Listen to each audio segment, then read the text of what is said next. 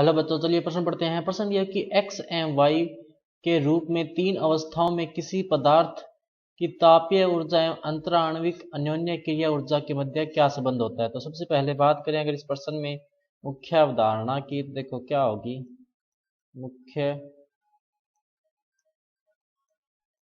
अवधारणा जो इस प्रश्न में होगी वो होगी तापीय ऊर्जा व अन्योन्य क्रिया। तापीय ऊर्जा व अन्योन्य क्रिया। देखो तापीय ऊर्जा क्या होती है कि किसी तत्व या यौगिक के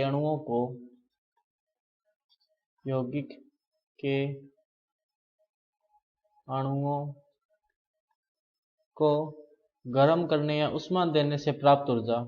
गर्म करने से प्राप्त ऊर्जा तापीय ऊर्जा कहलाती है। तापीय ऊर्जा कहलाती है। अब देखो होता क्या है, जब अपने ताप बढ़ेगा, ताप बढ़ने पर अणुओं की तापीय ऊर्जा बढ़ेगी।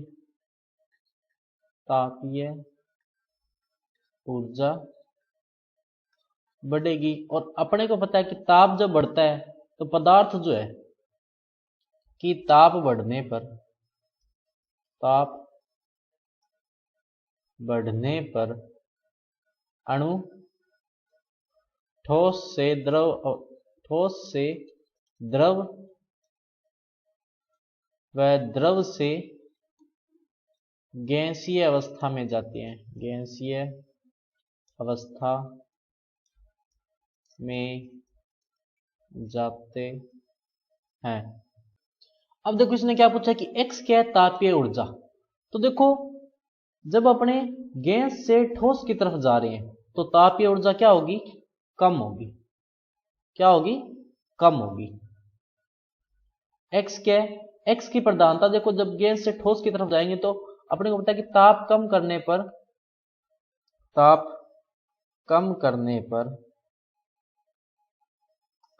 पर अंतराणुक अन्योन्य क्रिया ऊर्जा बढ़ती है।